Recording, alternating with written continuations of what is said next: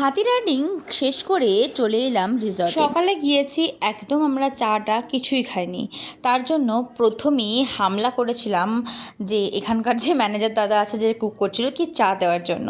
তাই আমাদের ঘরে চা পৌঁছে দিয়েছিল, আর আমরা চাটা খেয়ে পৌঁছে গেছিলাম ব্রেকফাস্ট টেবিলে।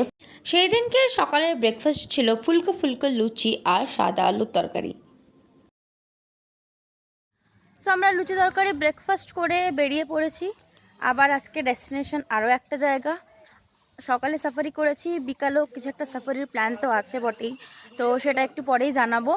আর এটা আমার আজকে আউটফিট। আর আনফর্চুনেটলি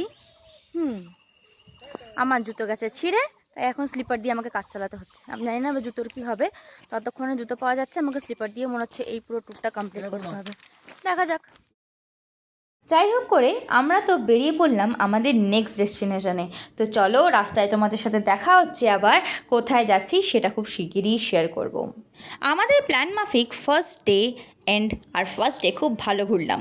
এবারে চলো নেক্সট ডেতে যাওয়া যাক। সকাল সকাল কিন্তু দিনটা খুব ভালো হলো, কারণ কি না সকাল সকাল কিন্তু আমরা হাতি রাইডিং করলাম।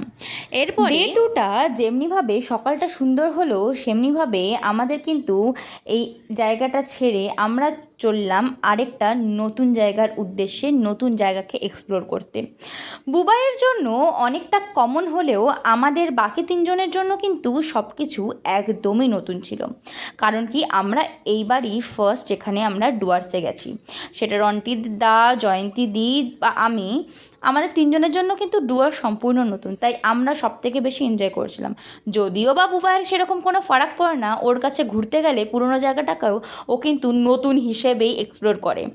যেহেতু বুবাইয়ের সব কিছু জিনিস চেনা জানা ছিল বা ওর একটা যাওয়া ছিল আগে থেকেই, তার জন্য আমাদের সুবিধা হয়েছিল একটাই, যে আমাদেরকে কোনো রকম কোনো কষ্ট ভোগ করতে হয়নি। মানে হলো এটা ছাড়া হয়ে যাচ্ছে বা ওটা ছাড়া হয়ে যাচ্ছে, আমরা বেশ ভালোভাবে ঘুরেছি আর কি। এই একটা কিন্তু আমরা অ্যাডভান্টেজ নিয়েছি, বুবাই যেহেতু আগে থেকে এখানে যাওয়া ছিল বলে। হ্যাঁ, ও যখন গেছিলো আর আমরা যখন গেছি, এই ডিস্টেন্সটা প্রচুর হওয়াতে একটু একটু নতুন কিছু কিছু ওখানে তৈরি হয়েছে, যাতে বুবাই একটু অসুবিধাই হচ্ছিল। কিন্তু তবুও ওর কাছে কিন্তু অনেকটাই প্রায় চেনা, যেমন বিন্দু বলো বা এখন আমরা যেখানে যাচ্ছি। আচ্ছা, এখন কোথায় যাচ্ছি? এখন যাচ্ছি আমরা জলদাপাড়াতে।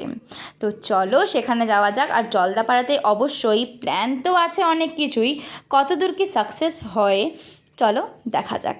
আর হ্যাঁ, এই গরুমারা থেকে জলদাপাড়া যেতে কিন্তু তোমাদের একটা টোল পেরিয়ে যেতে হবে। আমরা সকালে ব্রেকফাস্ট করে 10:30-11টা নাগাদ বেরিয়ে পড়েছিলাম জলদাপাড়ার উদ্দেশ্যে। এখনও বাজে প্রায় ঘড়িতে 1-1:30 নাগাদ, এখনও কিন্তু আমরা রাস্তায়। তো গরুমারা থেকে জলদাপাড়ার দূরত্বটা কিন্তু প্রায় অনেকটাই। তো যাই হোক, দূরত্ব হয়েছে তো তাতে কি, ঘুরতে এসছি, দূরত্ব মানলে হবে বলো। তো চলো পৌঁছানো যাক জলদাপাড়ায়। আর জলদাপাড়ায় পৌঁছেই তোমাদের সাথে আবার দেখা হচ্ছে। আবার করে দেখো, ঘুম থেকে উঠেছে, এখনই হট করে দিলে এখনো খাবে না, একটু পরে দাও খাবে। হ্যাঁ সব নিয়েছো, ফোন নিয়ে উঠে চলো একটু পরে। তো আমরা এখন আছি জলদাপাড়ায়, আমাদের জিপসি সাফারি বুকড আছে। তার জন্য একটু লাঞ্চ না করলে তো হবে না, তার জন্য এখন একটা হোটেলে ঢুকেছি লাঞ্চ করার জন্য। লাঞ্চ টাঞ্চ করে যাব জিপসি সাফারির জন্য। আর সকালে যে মা ছিলেন, উনি কিন্তু বলেছেন জিপসি সাফারি করলে এই টাইমে এমন মানে একটা এক্স্যাক্ট টাইম, আমরা কিন্তু বাইসন হোক বা হরিণ হোক, সকালেও হরিণ দেখেছিলাম, বাট আনফর্চুনেটলি সব যা জিনিস দেখা যায় তা কিন্তু সবসময় ক্যামেরা বন্দি করা যায় না, তাই সত্যি বলতে করতে পারিনি। এবারে চেষ্টা করব, জানি না কত দূরে কী সাফল্যতা আসবে, কি দেখতে পাবো না দেখতে পাবো। তো সবই চেষ্টা করবো যেন তোমাদের সাথে শেয়ার করি। তো খেয়ে নিই, লাঞ্চে কী আসছে দেখা যাক। তো দেখা হচ্ছে একটু পরে। ঢুকেই ফার্স্টে মাথায় এসছে আমাদের লাঞ্চের। তো আমরা এই একটা মানে ভাতের হোটেল দেখে ঢুকে পড়েছিলাম ভাত খেতে। সেখানে গিয়ে অর্ডার করে নিয়েছিলাম একদম সিম্পল খাবার, ভেজ থালি উইথ আমার ছিল ফিশ, মেয়েকে খাবো বলে বুবাইরে নিয়েছিল চিকেন। বাট খাবার দাবার খুবই জঘন্য ছিল বলতে গেলে, মাছটা একদম পচা দিয়েছিলো। জানি না অন্যদের হয়তো পড়েনি, বাট আমার ক্ষেত্রে তো পড়েছিল। তাই হোক, কোনো রকমে খেয়ে আমরা চলে গেলাম জিপসি রাইডিং যেখান থেকে স্টার্ট হয়, যেখানে জিপসগুলো এসে দাঁড়ায় সেইখানে। আর সেখানে বুবাইরা গেছিলো বিভিন্ন রকম, আর এখানে একশৃঙ্গ গন্ডার তোমরা তো সবাই জানো যে ফেমাস, ওয়ার্ল্ড ফেমাস, শুধু ওয়েস্ট বেঙ্গল বা ইন্ডিয়া নয়, ওয়ার্ল্ডে ফেমাস একশৃঙ্গ গন্ডার। এটা দেখেই আমার তো একদম ছোটোবেলার কথা মনে পড়ে গেছিলো।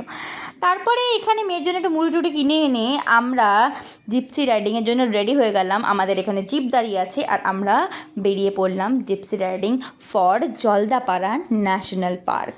তো চলো ভেতরে যাওয়া যাক, আর কি কি দেখার সৌভাগ্য হয় সবই তোমাদের সাথে যতটা পারবো শেয়ার করব। পুরোটা জানি না কতটা পারবো, বাট যতটা পারবো ততটা অবশ্যই তোমাদের সাথে শেয়ার করব।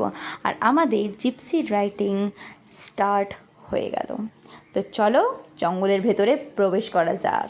এখানে জিপসি রাইডিংয়েও কিন্তু স্লট হয়। আমরা যে স্লটটা নিয়েছিলাম সেটা ছিল একদম শেষের স্লট, মানে এটা হলো ডে এন্ডের স্লট, যেটা 3:30 ইয়া 4:45 থেকে স্টার্ট হয়। আর এই স্লটটা চুজ করার পেছনে একটা বড় সড়ো, একটা না অ্যাকচুয়ালি দুটো বড় রিজন ছিল। সেটা কি সেটা তোমাদের একটু পরেই জানাবো।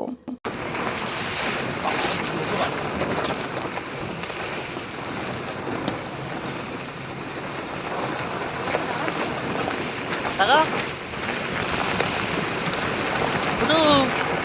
জিপসি রাইডিং স্টার্ট করলাম অনেক এক্সপেকটেশন নিয়ে, আর কিভাবে পূরণ হলো, আদৌ কি কিছু পূরণ হলো, সেই সবই তোমাদের সাথে নেক্সট ব্লগে দেখা হচ্ছে এই সব নিয়েই। তো চলো এখনকার মতো ব্লগটা এখানেই এন্ড করছি, আবার নেক্সট ব্লগে দেখা হচ্ছে। ততক্ষণের জন্য টাটা। আর এই বাবা জীবনে খুব শিগগিরই দেখা পেয়ে গেছিলাম আমরা। আর এখনকার মতো টাটা, আবার নেক্সট ব্লগে দেখা হচ্ছে। আর এই ভিডিওটা ভালো লেগে থাকলে অবশ্যই like, share and subscribe for more such videos.